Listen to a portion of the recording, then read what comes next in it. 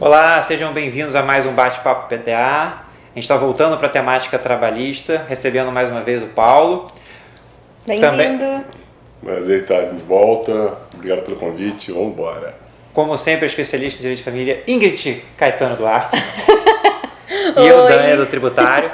Lembrando que isso não constitui uma opinião legal, nem uma orientação jurídica de qualquer natureza. Paulo, vamos falar sobre o teletrabalho, porque a gente tem uma lei nova regulamentando isso. Que a gente saiba, que a gente estava até conversando antes, já sempre existiu, né, a possibilidade de um trabalho remoto, que a gente chamava, só que a pandemia fez com que diversas empresas fossem forçadas a esse sistema sem estar preparadas e sem a gente ter uma regra específica, é isso? Isso, é isso mesmo. O teletrabalho a gente já veio previsto com a reforma trabalhista. Então, desde 2017 já tinha essa previsão. Só que ficaram lacunas. Então, quando veio a pandemia, realmente houve uma aceleração muito grande dessa modalidade de trabalho. E agora, em 2022, foi feita uma regulamentação mais específica, detalhando alguns pontos, né? Então não foi a criação do sistema, foi um detalhamento do que já podia ser feito, é isso? Porque antes mesmo da pandemia já existia esse sistema de trabalho híbrido. Sim, já tinham pessoas que trabalhavam parte em casa e parte na empresa. E, consequentemente, elas ficavam lacunas ou dúvidas. Essas pessoas, quando estão na empresa, batem cartão de ponto, não batem cartão de ponto, quando estão em casa, vão ser controlados de alguma forma ou não. Então, essa lei veio sacramentar tudo isso e deixar bem claro como tem que ser feito, né? Essa lei de teletrabalho, ela deixou bem claro que há duas possibilidades. Há pessoas que vão trabalhar em casa com controle de jornada e há pessoas que vão trabalhar em casa sem controle de jornada. Então, peraí, deixa eu só voltar um instantinho. A gente tinha, então, era uma possibilidade pela CLT e agora veio uma formatação, para dizer todos os tipos. Pela regra da CLT, vinha dizendo que a pessoa que trabalha em teletrabalho não tinha controle de horário. Tá. E agora é possível... Agora é possível ter esse controle de horário. E quem escolhe esse regime? A empresa vai definir com o empregado, é uma questão de comum acordo. Com a vaga, ela vai dizer, a sua vaga é sem controle de horário ou com controle? Ou não, você tem com teletrabalho ou não. O que vai definir o controle de horário vai ser o tipo de trabalho. Ok. Essa lei, ela veio definir que quem tiver executando trabalho por tarefa ou por produção não terá controle de jornada. Agora, se você é um operador de telemarketing, você é uma recepcionista que está em casa, essas pessoas sim vão ter controle de jornada. Perfeito. E mais alguma outra alteração, assim, mudança no que já era? Teve algumas coisas boas que vieram, foi uma questão da definição da base territorial. Porque o que é a base territorial? A base territorial é a base territorial do sindicato. Qual é o sindicato que a empresa vai seguir? Porque às vezes você tinha uma empresa com sede em São Paulo e contratava pessoas na Bahia, no Rio Grande do Sul. Então, qual a base territorial que vai ser seguida? Nesse caso, foi definida que vai ser a base territorial da contratação, ou seja, do local da empresa mesmo, da base da empresa. Então, uma empresa aqui no Rio que contrata pessoas pelo Brasil afora vai respeitar o sindicato aqui. Inclusive, eu entendo que os feriados também vão ser seguidos da localidade da empresa. Sim. Tem isso, né? Às vezes a gente esquece um pouco, mas é importante, porque tem feriado municipal, tem feriado estadual, faz diferença para a jornada de trabalho. Tendo vista que definiu que a base territorial sindical vai ser a base territorial da empresa, nada mais justo também que os feriados sejam seguidos da empresa para que a empresa esteja em consonância com... o empregado que está em casa esteja sempre trabalhando nos mesmos dias que a empresa estiver aberta. Né? Sim, faz sentido. E o que teve de negativo? Quer dizer, não sei, teve mais alguma coisa de positivo que você Não, de positivo também teve a questão de que ampliou para o teletrabalho também para aprendiz e para estagiários. Então você agora pode ter estagiário e aprendizes nessa modalidade, mas só a empresa vai ter que só se adaptar, né?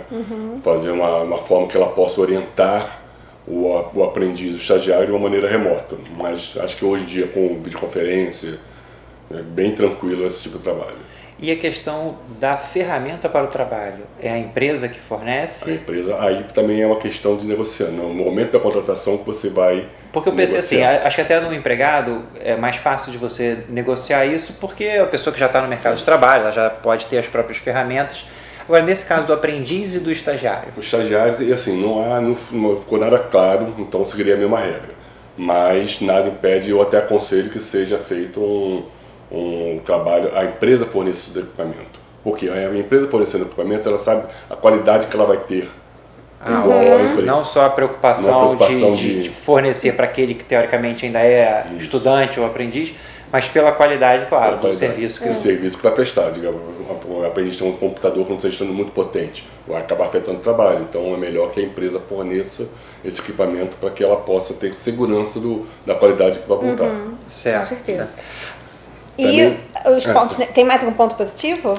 Sim, assim, nessa própria lei, como é uma questão de remoto e facilita a mobilidade, né, ela deu uma preferência, não uma obrigatoriedade, mas para que esse tipo de contratação de trabalho remoto, o teletrabalho, seja feita para pessoas deficientes e gestantes, até 4 meses, para que elas possam ter essa possibilidade de flexibilização da jornada de trabalho em casa, quando é por produção ou por tarefa, né? Agora, Paulo, uma pessoa que o regime é do teletrabalho, foi essa contratação, foi assim que foi combinado. O empregador ele pode exigir uma reunião presencial? Pode exigir presencial, desde que você esteja acordado com ele quando você essas reuniões. E esse fato, foi bem lembrado que você fez, porque essa legislação também corrigiu essa lacuna, que era a questão de que quantos dias eu posso trabalhar na empresa? Se eu for de forma habitual, isso descaracteriza o teletrabalho, aí a lei fala que não, ainda que você compareça de forma frequente, habitual na empresa, não vai descaracterizar o teletrabalho. Então, havendo necessidade, você pode fazer reuniões, convidá-los para comparecer na empresa, desde que sejam respeitados os períodos de descanso, de almoço e finais de semana. Perfeito, mas assim, a minha dúvida foi mais no seguinte sentido. Se eu tenho um regime de teletrabalho e eu preciso do empregado para uma reunião, o que vai determinar essa obrigação dele comparecer às reuniões presenciais que eu convoquei? É o meu contrato de trabalho com ele, ou a legislação diz que ele tem que estar à disposição para uma reunião presencial? Essa questão da regulamentação pela legislação, ela fica clara nesse sentido? Porque assim, vamos lá, ele vai dizer o seguinte: não, você me contratou para teletrabalho, meu contrato é trabalho remoto, eu não tenho que ir para uma reunião. Ou a lei diz que, por estar subordinado e à disposição do empregador, se houver a convocação ele tem que ir, respeitado o horário, o descanso, etc. Eu entendo que a lei não ficou muito clara nesse ponto, mas eu entendo que vai estar vinculado ao contrato de trabalho, e sabendo que desde antemão que poderá ser convocado para reuniões que já pressupõe o trabalho já é uma obrigatoriedade dele comparecer. Eu estou pensando em situações da pessoa que, como esse, a empresa é no Rio, mas contratou alguém da Bahia, ou então a gente vê até agora, principalmente na área de tecnologia da informação, pessoas morando em outros países e prestando serviço. E aí, se chamar, tem que ir? Nesse caso, a empresa vai ter que, digamos, se a empresa souber que a contratação dele já foi feita nessa localidade, aí a empresa tem que arcar com esse custo. Perfeito. Se ao contratar, ela já sabe que ele não é daquela localidade. Eu entendo que tem que arcar com esse custo. Mas, por exemplo, o empregado foi contratado numa base territorial de São Paulo, e aí ele se muda para Recife, aí esse custo já pode ser atribuído para ele. Entendi. E aí, nessa situação da regulamentação, os contratos de trabalho têm que ser alterados, têm que ser aditados? Tem que ser feito um termo aditivo e tem que ser registrado na carteira de trabalho que a modalidade de trabalho é o teletrabalho, o trabalho telepresencial. E aí vai passar a ser essa situação, vai passar a ser a partir da ditadura. Por exemplo, ele está no Rio de Janeiro, ele é contratado aqui, assina o teletrabalho. Se depois disso ele resolve, não sei, ir para o interior do estado, trabalhar de lá, uma eventual reunião, ele já estava sabendo que teria que vir, então ele tem que arcar com esse custo. Tá. Agora a empresa se não adiantar, arcaria se fosse na base da contratação, territorial da contratação. Também essa legislação definiu que, por exemplo, o tempo que o funcionário usa com os equipamentos, por exemplo, fora do combinado, isso não é mais considerado como tempo à disposição do empregador. Se ele estiver parado lá aguardando alguma coisa, se não estiver fazendo a tarefa, não é tempo à disposição. Aquela pessoa acorda, aí antes de tomar café da manhã já loga no sistema da empresa, vai tomar café da manhã, vai ler o jornal, isso não vai afetar. A empresa vai ter que criar uma modalidade de contrato, de controle de jornada, para que isso não ocorra. Por exemplo, algumas empresas já estão utilizando uma ferramenta que... Vamos dizer, O login tem que ser revalidado. o login tem que ser revalidado e ver o tempo de atuação do mouse ou do teclado. Tempo de permanência e tempo de uso. E se ele faz o login e começa a navegar na internet? Aí a empresa pode controlar pelo próprio site e verificar o que está sendo utilizado. Monitorar aquele computador. E as empresas fazem esse monitoramento? Algumas empresas fazem esse E monitoramento. quando o equipamento não é da empresa? Aí vai ter que ser feito assinado um termo aditivo ou um termo contratual para dizer que a empresa poderá, ainda que não seja o computador dele, no momento da atividade, poderá monitorar as atividades que ele está executando utilizando as ferramentas da empresa. Caramba, muitos detalhes. Muita coisa. E já tá valendo? Já está valendo, já está em vigor. Tá. E assim agora, na verdade, essa lei ela veio regulamentar uma medida provisória, né? Foi formulada. A medida provisória já visava tentar resguardar esse ambiente de trabalho para as pessoas, então a medida provisória foi formulada em lei, que foi essa lei agora que saiu. Maravilha. Tá. Uma última coisa que eu vi que vai ter acho que parece que teve uma alteração para mães. Essa questão da preferência do trabalho preferencial para mães e deficientes ficarem em casa até 4 meses. Então, Que eu tinha entendido que era para gestantes. gestantes. Mas para mãe com filho pequeno, não teve alguma coisa assim ou não? Não, porque já tem a licença maternidade, de qualquer forma, né? Que tem filho, assim... Talvez para a questão da amamentação. Não, Porque teve uma alteração em relação à amamentação. Nesse ponto.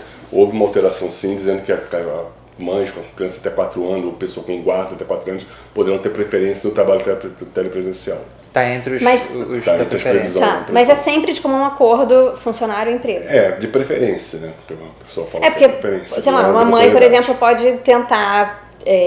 Não seria justo uma mãe pleitear e o outro receber o benefício ou o acordo de um trabalho remoto. Ele depois pode questionar por que essa Sim. vaga ficou do remoto. Normalmente é assim, a legislação vê que essa questão seria uma questão preferencial. Você tem que dar preferência para mães gestantes, mães com criança com até 4 anos ou deficientes.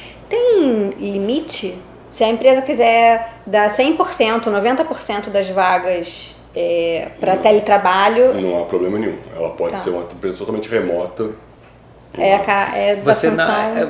boa pergunta aqui, porque assim, vamos lá, ele decide que ele vai trabalhar majoritariamente com trabalho remoto. Mas se o funcionário quiser ir até o endereço da empresa porque não quer trabalhar de casa, não quer ter gasto com ar-condicionado, não sei o que, ele pode, empregado, exigir de ter um espaço para trabalhar, ou ao assinar como trabalho remoto, ele não pode demandar esse espaço para trabalho? Eu entendo que se ele for contratado para trabalho remoto, ele não vai ter como exigir que tenha uma baia, um lugar de trabalho. de trabalho para ele. Okay. Mas ele poderá eventualmente ir sim à empresa se existir. Melhor, se existir. Não há problema nenhum. E aí, como ainda vai pegar aquela regra, ainda que o comparecimento seja habitual, não vai descaracterizar o regime que foi escolhido. Tá bom. Tá bom, combinado. Acho que é isso, pessoal. Mais um tema trabalhista e agradecemos a presença de todos. Tchau, até a próxima. Até a próxima.